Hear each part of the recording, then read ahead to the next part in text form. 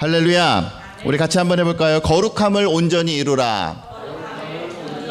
예, 오늘은 거룩함을 온전히 이루라와 같은 이러한 제목을 가지고 우리 고린도후서 9번째 시간을 갖도록 하겠습니다. 우리 성경의 장과 절은 우리가 읽기 편하라고 이렇게 임의로 구분을 해 놓은 것이고, 대체적으로 이제 맥락에 맞춰서 장과 절을 구분해 놓기는 했지만 간혹 가다가 장과 절에 상관없이 단락이 끊어져야 될 때가 있어요. 지금 오늘 읽으신 본문이 제가 7장 1절까지 읽었는데, 오늘 읽으신 본문 의 핵심은 7장 1절입니다. 핵심의 내용은 7장 1절이고, 이 7장 1절의 내용을 뒷받침하기 위한 어떤 그 첨삭과도 같은 보충 설명이 6장 14절부터 18절까지다, 이렇게 생각을 하면 됩니다. 오늘 7장 1절의 말씀, 오늘 성찬식도 있고 하니까 구체적으로 바로 들어가도록 하겠습니다. 7장 1절 보세요. 뭐라고 합니까? 그런즉 사랑하는 자들아, 이 약속을 가진 우리는, 이 약속은 어떤 약속이에요? 이 약속은 6장 16절과 17절에서 언급한 구약의 내용도 18절까지 언급한 그 내용입니다. 우리가 하나님의 성전과, 보세요, 하나님의 성전과 우상이 어찌 일치가 되리요? 우리가 살아계신 하나님의 성전이다라고 하는 영적인 정체성, 즉 거룩함을 가지고 하나님의 백성 되게 될 때에 하나님께서 우리의 뭐가 되시겠다? 우리의 하나님이 되고, 그들은 우리의 백성이, 나의 백성이 될 것이다. 하나님과의 언약의 관계가 성립이 되는 겁니다. 하나님이 내 편이 되는 거예요. 하나님이 내 편이 되겠다라고 약속한 내용. 18절, 너희에게 아버지가 되고 너희는 내게 자녀가 되리라. 전능하신 주의 말씀이다 라고 약속한 그 약속의 내용을 지금 사도 바울이 소개해 주고 있는 것을 보게 됩니다. 사실 우리가 세상을 살아갈 때 가장 든든할 때는 언제입니까? 내가 진짜 힘없고 내가 뭔가 할 수 없을 때, 나의 든든한 백이 있을 때, 그렇지 않습니까? 내가 히든카드, 내가 쓸 수 있는 히든카드가 있을 때. 우리 자녀들도 마찬가지죠. 예를 들어서 아빠랑 엄마랑 대판 싸우고 밖에 나갔어. 근데 친구들한테 두드러 맞고 왔어. 그럼 어떻게 해요? 해결을 해야 되는데 해결을 할 방법이 없네. 아빠한테 얘기하려고 했는데 관계가 껄쩍지근해.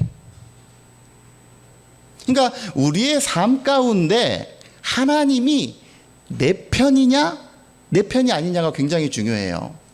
하나님이 항상 혼내고 벌 주는 그런 저 하늘에 있는 그 하나님이 아니라, 항상 나와 함께 하셔서 나의 삶을 다스리시고 주관하실 뿐만 아니라 내 편이 되시는 그 하나님, 그 하나님이 되게 될 때에 우리의 삶 가운데 어떤 환난이 오고 어려움이 오고 하더라도 우리가 당당할 수 있는 이유는 뭐예요? 여차하면 하나님께 기도할 수 있는, 여차하면 하나님 백을 부를 수가 있는 거예요.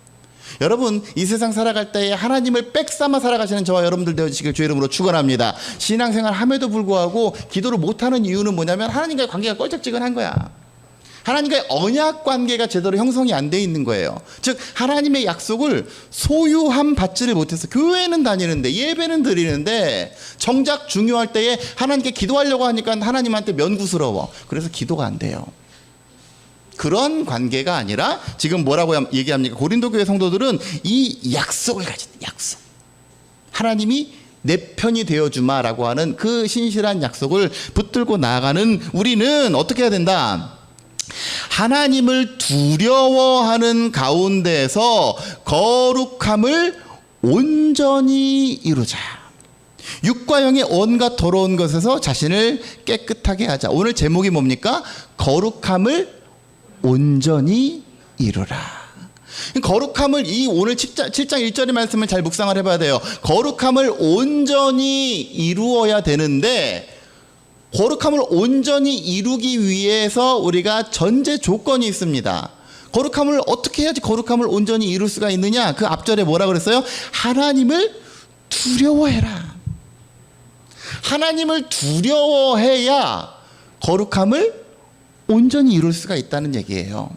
여러분, 우리 삶 가운데 예를 들어서 여러분들 방에서는 어떻게 있습니까? 방에서는 그냥 널브러져 있고 굉장히 자유분방하게 있고, 어떤 사람은 뭐 속옷 차림으로 있고, 아무런 격식 없이, 아무런 뭐 그런 거 없이 그냥 자유롭게 있잖아요. 내가 하고 싶은 거 하고, 심지어 뭐 은밀한 데서 죄를 짓기도 하고, 뭐 아니면 그 어떤 것을 할지라도 아무도 터치 안 하는 공간이 그 나만의 공간 아니에요. 그죠? 근데 거기에 만약에 우리 모든 성도들이 다 열람할 수 있는 CCTV가 한 대 있다고 생각을 해보세요. 옷이나 제대로 벗을 수 있겠어요? 여러분, 예전에 제가 섬기던 교회에 그 목사님이 되게 이제 목사 그러면 여러분들 어떤 생각 가지고 있습니까? 전부 다 복장은 전부 다 뭐 이렇게 정장 입어야 되고, 항상 할렐루야 이러고 다녀야 되고, 한쪽에는 성경책 갖고 다녀야 되고, 그 모습이 집에서도 그래야 되는 줄 알아요, 사람들이. 그죠? 그래가지고, 예? 저도 한때 심각하게 고민하다가 그냥 나는 나 하던 대로 하자 그래서 막 슬리퍼 직직 끌고 다니고 뭐 이렇게 하지만, 그 목사님은 그쪽이었어요. 할렐루야 이쪽이었어. 그래가지고 심지어 쓰레기를 버리러 나갈 때도, 집에서는 이게 편안하게 후리하게 있다가 쓰레기를 버리러 나갈 때도 정장으로 갈아입고 쓰레기 버리고 다시 집에 가지고 옷 갈아입고 그랬다는 거예요. 그게 되게 유명했어요. 그 당시에 그 교회에서. 왜 그러냐면, 그 이유가 뭐냐면 성도들 마주칠까봐, 그 동네에 사는 성도들이랑 마주칠까봐 그렇게 했다는 거예요. 그러니까 성도들의 눈이 의식이 되고, 사람들이 누가 나를 볼까봐, 뭐 어쨌든 그 최선의 그냥 갖춰진 모습을 보이고자 하는 이유는 뭐냐면, 사람들의 눈이 의식이 되는 거 아니겠어요? 우리가 그리스도인답지 못하게 살 때는 언제입니까? 하나님의 눈을 의식하지 않을 때. 예? 아무도 안 보는 데서, 은밀한 데서 죄를 짓는 이유는 뭐냐면, 진짜로 아무도 안 보고 있다고, 그 현장 가운데 아무도 없다고 생각을 하니까, 심지어 하나님마저도 속일 수 있다고 생각을 하니까, 그래서 그러는 거 아니에요. 그런데 그럼에도 불구하고 우리가 하나님을 두려워한다라고 하는 것은 무엇이냐면, 내가 혼자 프리하게 있을 때에도, 심지어 아무도 보지 않을 때에도 내가 하나님의 눈을 의식하는 것, 이것이 하나님을 경외하는 겁니다. 그래서 어떤 사람이 믿음에 대해서 정의를 할 때에, 믿음은 아무도 보지 않을 때에 나와 하나님과의 관계다. 같이 한번 해볼까요? 믿음은 아무도 보지 않을 때에 나와 하나님과의 관계다. 시작. 믿음은 아무도 보지 않을 때에 나와 하나님과의 관계다. 그 하나님을 경외하고 나아가시기를 주의 이름으로 축원합니다. 그럴 때 온전해진대요. 그럴 때. 그러면 믿음이 온전해서 뭐 달라고요? 온전한 믿음을, 거룩함을 온전히 이루는 목적이 무엇이냐? 거기 보세요. 육과 영의 온갖 더러운 것에서 자신을 깨끗하게 해라.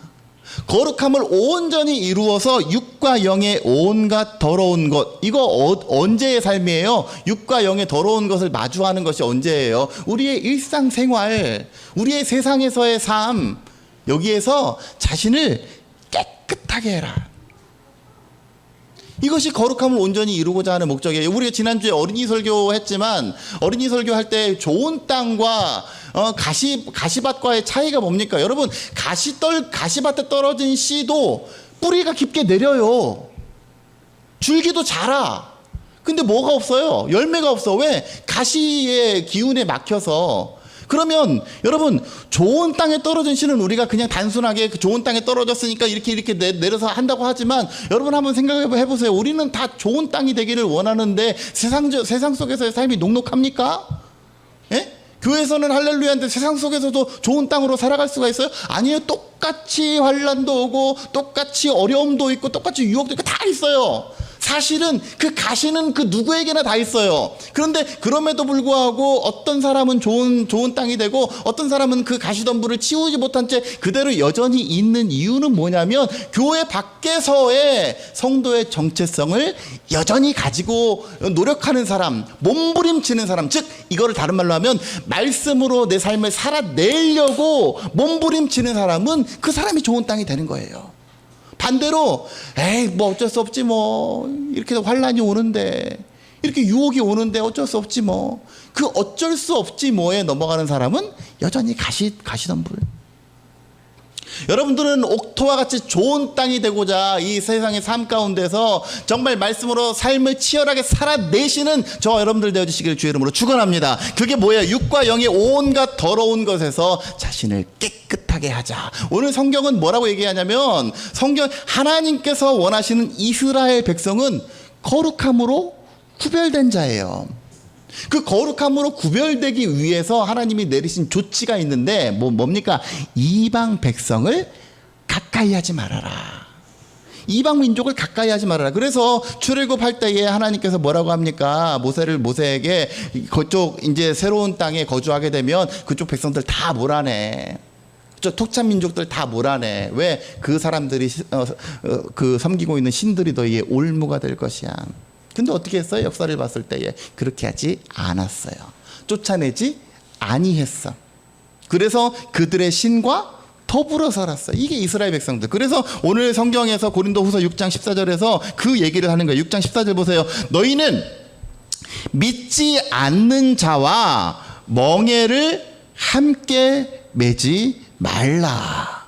의와 불법이 어찌 함께하며 빛과 어둠이 어찌 사귈 것이며 그리스도와 벨리알은 사탄을 의미합니다. 어찌 조화가 될 것이며 믿는 자와 믿지 않는 자가 어찌 상관하며 하나님의 성전과 우상이 어찌 일치가 되리요. 여러분, 근데 여기까지만 보면 우리는 세상살이 하지 말아야 돼요. 그러지 않습니까? 이 당시 이스라엘 백성에게는 이게 어떻게 보면 그 적용이 될 수 있는 말씀이었어요. 왜? 이스라엘은 공동체로 다녔고 이스라엘 백성이 덩어리로 다녔기 때문에 이스라엘 백성 안에 누군가가 이렇게 들어오게 되는 것을 허락하지 않는다는 의미에서 이렇게 서로 멍에를 매지 말아라 이렇게 얘기를 한 것 같아요.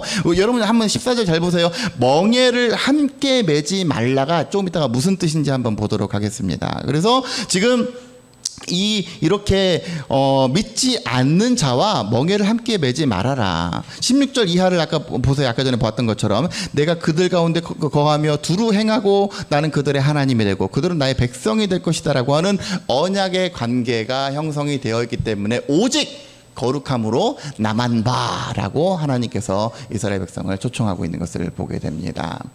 여러분, 우리의 삶 가운데 매일 교회에서만 이렇게 이 멤버 그대로 이렇게만 살면 우리는 어떻게 보면 날마다 할렐루야 할 수 있을지도 몰라요. 물론 그 가운데서 쌈박질도 있겠지. 근데 그런 거 저런 거 떠나서 우상이라고 하든지 세상의 어떤 그러한 것들 이런 것들이 자리할 가능성이 훨씬 낮아집니다. 근데 그렇지 않잖아요. 우리는 주일에 여기에 모이지만 세상 속에서 흩어져서 그리스도인으로 살아야 되잖아요.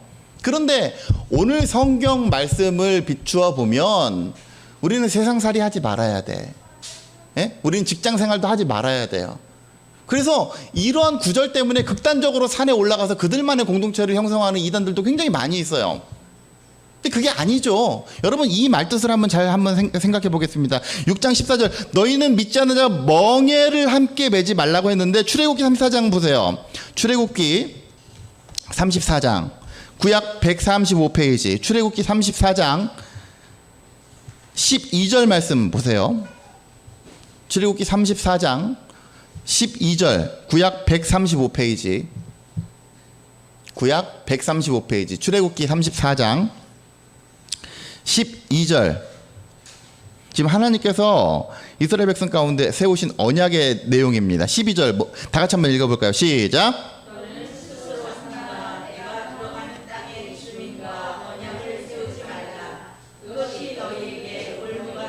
예, 뭐라 그래요? 언약을 세우지 말아라.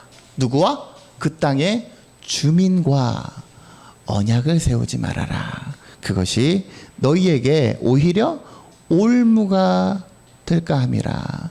여러분 여기서 말하는 언약을 세우지 말라고 하는 뜻이 무엇일까요? 언약을 세우지 말라. 이 당시에 언약을 세운다. 즉 민족과 민족들 집하고 어떤 그 집단과 집단이 서로 언약을 세운다라고 하는 것은 평화 조약을 의미하는데 이 평화 조약에는 어떤 의미도 담겨져 있냐면 그 너희의 신들 여기서 믿는 토착 신들을 내가 인정해 줄게 라고 하는 그러한 그 신앙적인 의미도 담겨져 있어요. 그러니까 그들의 그들과 언약을 맺는다라고 하는 것은 너희들 지금 믿는 신, 태양신, 바알신, 아스다로 신, 오케이, 그거 내가 인정. 신은 다양하니까 인정해줄게. 너희들의 지금 섬기는 이 풍토의 신, 내가 그거 인정해줄게 하는 게 언약을 체결하는 거예요. 언약을 체결하는 거. 그러니까 그거를 하지 말라라고 하는 게 뭐냐면 오늘 고린도후서 6장에서 멍에를 함께 매지 말아라와 같은 의미예요. 근데 왜 그랬어요? 왜? 이것이 그들에게 올무가 되기 때문에. 어떤 사람은 그렇습니다. 전도하기 위해서, 그죠? 전도하기 위해서 뭐 여러 가지 뭐 직장 내 모임이라든지 혹은 뭐 여러 많은 사람들을 사귀어요. 사실 전도가 되는 경우도 있지만 그렇지 못한 경우도 많이 있어요. 처음에는 전도하려고 시작했는데 하다 보니까 내가 그런 거 하고 있어. 그게 뭐가 문제예요? 줏대가 문제예요. 신앙의 줏대가 그 사람들이 더 많냐, 내가 더 크냐, 그 문제예요. 그 자신이 있으면, 정말 신앙적인 줏대를 가질 자신이 있으면 그렇게 해도 되는데, 애석하게도 성경의 역사는 이스라엘 백성들은 신앙적 줏대를 가지지 못했어요. 그러니까 여러분도 한번 생각해 보세요. 하나님은 사랑의 하나님이고 자비의 하나님인데 그 땅 백성들, 거기에 남아있는 초창민들 굳이 진멸하고 쫓아내야 됩니까? 어떤 게 가장 더 할렐루야인 방법이에요? 가서 그들에게도 복음을 제시하고, 그죠?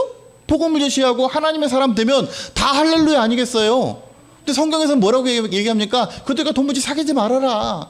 그들을 영 밖으로 쫓아내라. 그들은 너희와 절대로 하나가 될 수 없다. 그 왜 그런 거예요? 영적인 줏대 때문에 그래. 줏대, 신앙적인 줏대가 애석하게도 나는 센 것 같은데 막상 하다 보면 언제부턴가 어느샌가 나도 그렇게 되고 있어. 그것이 우리의 올무가 될 것이다. 여러분, 그런데 다윗 같은 경우는 신앙적 줏대를 가진 사람이어서, 다윗은 어떤 사람이었습니까? 다윗은 이스라엘의 왕이 되기 전에 처음에 우리 어린이들도 잘 알죠. 뭘로 유명해졌어요? 골리앗을 때려 죽인 걸로. 골리앗과 싸워 이긴 걸로 유명해졌지 않습니까? 그래서 사울에게 칭찬을 받았는데 사람들이 사울이 죽인 사람은 천천히고 다윗은 만만이다고 하면서부터 그때부터 사울의 눈밖에 났어요. 그래가지고 사울이 호시탐탐 다윗을 죽이려고 하니까 망명의 길에 오르게 됩니다. 망명의 길. 어디로 갔어요? 적국인 블레셋 땅으로 간 거예요. 그러니까 이 블레셋 땅은 정말로 하나님이 정말로 싫어하시는 모든 것들이 다 모여져 있고 영적으로 혼탁하고, 더군다나 정치적으로 봤을 때에도 이스라엘이 서로 적국, 더군다나 조금 전에 다윗이 때려 죽인 골리앗이 정말 넘버원 장수였는데 그 골리앗을 죽인 다윗이 망명을 한다니까 발칵 뒤집혔어요. 그래서 이 블레셋의 왕 라기스, 가드 왕 라기스가 그 진위를 의심하니까 다윗이 어떻게 합니까? 미친 척하고 막 수염에다가 침을 질질 흘리고 막 벽에다가 막 박박박 긁고, 얼굴을 막 이렇게 문지르고 미친 짓을 한 거예요. 미친 짓을. 뭐 하려고? 살아남으려고. 누구에게? 지금 하나님의 백성이 아닌 다른 백성의 왕에게. 자기가 살아남고자 딜을 하려고 관계를 맺으려고 한 거예요. 관계를 맺으려고. 그러니까 그 성경이 잘못된 거지. 다윗은 잘못된 거죠. 왜? 그들과 함께 멍에를 매지 말라 그랬는데 아예 차단을 해야지. 근데 다윗은 그렇게 안 했어요. 어떻게 했어요? 관계를 어떻게 해서든 맺고자 했어요. 왜? 살아남아야 되니까. 먹고 사는 문제니까. 그런데 여기에 중요한 게 하나가 있어요. 다윗이 블레셋 땅에서 그 사무엘상 27장 이하를 보니까 블레셋 땅에서 1년 4개월 동안 있었는데 이 침을 질질 흘리고 미친 척하는 그 상황, 그 현장에서, 그리고 블레셋 땅에서 살아가는 그 삶 가운데 다윗의 삶은, 다윗의 내면은 어떠했는가를 엿볼 수 있는 대목이 시편 34편에 있습니다. 한번 보세요. 시편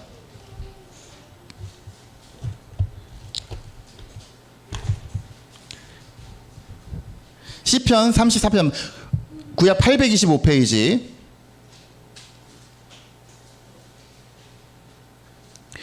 시편 34편 보면 거기 표제어가 있죠. 표제어. 시편에는 이 시는 어떠한 시다라고 하는 그 주해가 달려져 있는 표제어가 있는 시가 있고 뭐 그냥 다윗의 시 이런 시들이 있고 하는데 여기는 이 34편은 특별히 해설이 달려 있어요. 해설이 뭐라고 달려 있어요? 다윗이 아비멜렉 앞에서, 여기서 아비멜렉은 가드왕 라기스를 의미합니다. 미친 채 하다가 쫓겨나서 이 시를 지었어요. 시는 그 사람의 내면 세계를 그린 거 아니에요. 일기, 시, 모든 것들이 그 사람의 내면 세계를 고백하는 건데 뭐라고 얘기합니까? 내가 여호와를 항상 송축하며 내 입술로 항상 주를 찬양하리라. 내 영혼이 여호와를 자랑하리니 곤고한 자들이 이를 듣고 기뻐하리로다. 7절 여호와의 천사가 주를 경외하는 자를 둘러 진치고 그들을 건지시는도다. 지금 상황이 어떤 상황이에요? 미친 척하고 이 적국에 가가지고 정말 뭐 땅바닥까지 떨어진 지금 상황 아니에요? 그리고 더군다나 하나님을 믿지 않는 자와 멍에를 함께 매지 말라 그랬는데 거기 가가지고 살아남기 위해서 구차하게 가가지고 정말 또라이 짓을 하는 거예요. 또라이 짓을. 얼마나 지금 사람이 착잡해. 예? 얼마나 지금 신경이 착잡하겠어요. 그런데 다윗의 심경은 절대 착잡하지 않았어요. 다윗에는 뭐가 있었어요? 빛나는, 하나님을 향한 빛나는 신앙의 끈, 이게 있었어요. 신앙적 줏대가 있었어요. 그래서 여기서 뭐라고 합니까? 너희는 여호와의 선하심을 맛보아 알지어다. 때때로 18절 여호와는 마음이 상할 때에 마음이 상한 자를 가까이 하시고 중심으로 통회하는 자를 구원하시는 하나님. 그 하나님을 여전히 붙잡고 나아가는 거예요. 그러니까 다윗은 어떤 삶이었습니까? 다윗은 어쩔 수 없이 먹고 살기 위해 가드왕 라기스에게 머리를 조아려야 했어요. 적국 블레셋 땅에 가가지고 거기서 시글락이라고 하는 곳 한 땅 귀퉁이를 뛰어다가 거기서 다윗의 어떤 측근들이랑 같이 때를 기다렸어요. 때를 기다리면서 블레셋 사람들이랑 교제를 안 했겠습니까? 할 수밖에 없었어요. 더러는 왕이 불러서 뭐 술자리도 참여해야 되고, 더러는 뭐 필요 이상의 사람들이랑 만나서 이렇게 뭐 여러 가지 것들도 해야 되고, 또 망명한 사람의 입장에서 여러 가지 요구되는 것들이 많이 있었어요. 이것을 오늘날로 따지면 뭡니까? 우리가 회사 생활하면서 어쩔 수 없이, 사회생활 가운데 어쩔 수 없이 만나야 되는 그런 상황들이 있어요. 예? 어쩔 수 없이 원치 않는 자리에 가야 될 때도 있어요. 사실은. 왜? 먹고 살아야 되니까. 내 삶을 영위해야 되니까. 내 삶을 유지해야 되니까 어쩔 수 없이 부딪혀야 되는 상황이 있는데, 그 상황 가운데 다윗은 어떻게 했어요? 영적인, 신앙적인 줏대를 가지고 있었어요. 어떠한 상황에서도 뭐 비록 내 삶의 자리가 지금 막 안 믿는 사람들 얘기하는 게 음담패설투성이에 뭐 지금 담배가 뿌여고 막 부어라 마셔라 하는 그 상황에 있을지라도 다윗의 내면에는 뭐가 있었어요? 살아계신 하나님을 붙들고자 하는 그 마음이 있었어요. 예? 침 질질 흘리고 막 미친 척하면서도 여호와의 천사가 주를 경외하는 자를 둘러 진치고 그를 건지시는도다. 그 하나님을 믿고 믿음으로 나아갔어요. 그러니까 훗날에 다윗은 하나님께 크게 쓰임받는 믿음의 사람이 되게 된 줄로 믿습니다. 여러분, 중요한 건 뭐예요?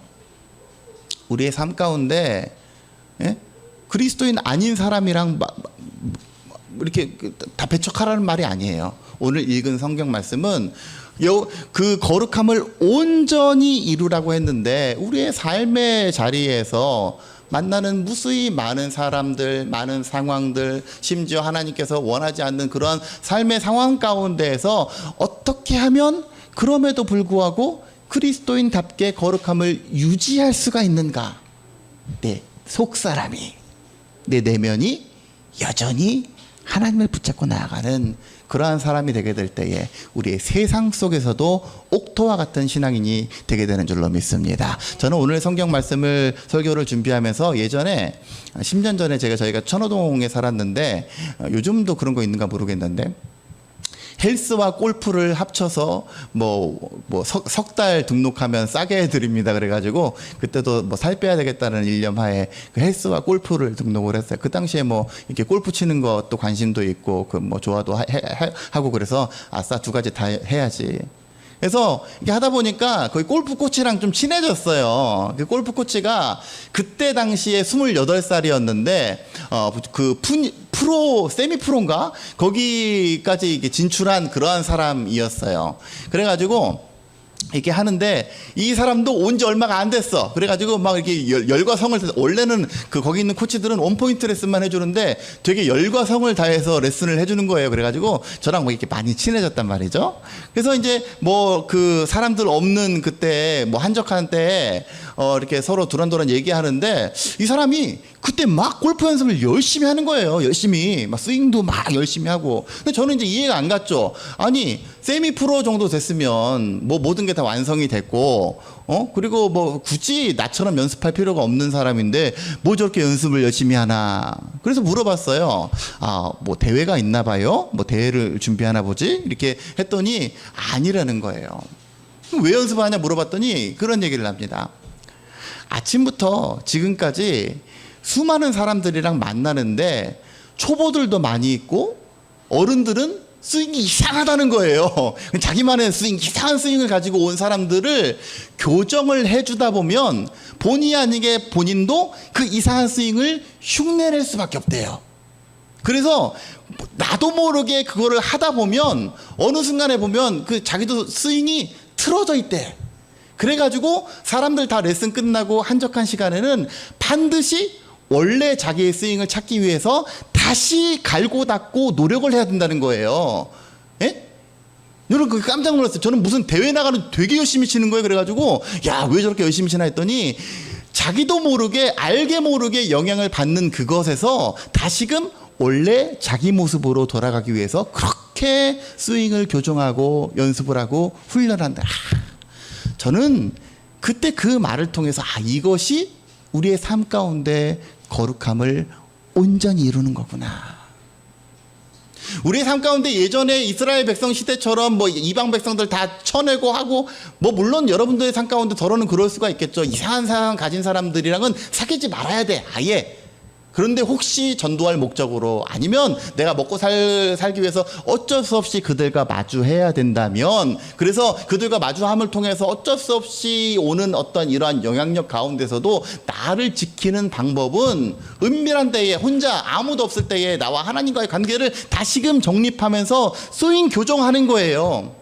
다시금 기도로 나아가는 거예요. 골방에서 하나님을 찾는 거예요. 골방에서 말씀 붙들고 나아가는 거예요. 그것이 거룩함을 온전히 이루는 비결입니다. 그 거룩함을 온전히 이루게 될 때에 뭐예요? 육과 영의 온갖 더러운 것에서 자신을 깨끗하게 하는 이러한 성도들이 되게 될 때에 오늘 세상 가운데서 여러 가지 어려움을 만나고 또 환난을 만나고 또 위기를 만날 때에 내 편 되시는 하나님, 내 편 되시는 하나님께 마치 아이가 어디 가서 한 대 얻어 맞고 왔을 때 아빠 제가 막 나 때렸어 라고 언제든지 아빠 엄마 찬스를 쓸 수 있는 것처럼 우리의 삶도 하나님과의 온전한 관계를 이루게 돼서 우리 삶의 어떤 상황과 환경 속에서도 든든한 하나님 백으로 말미암아 믿음으로 승리하며 나아가는 저와 여러분들의 삶이 되어주시기를 주의 이름으로 간절히 축원합니다.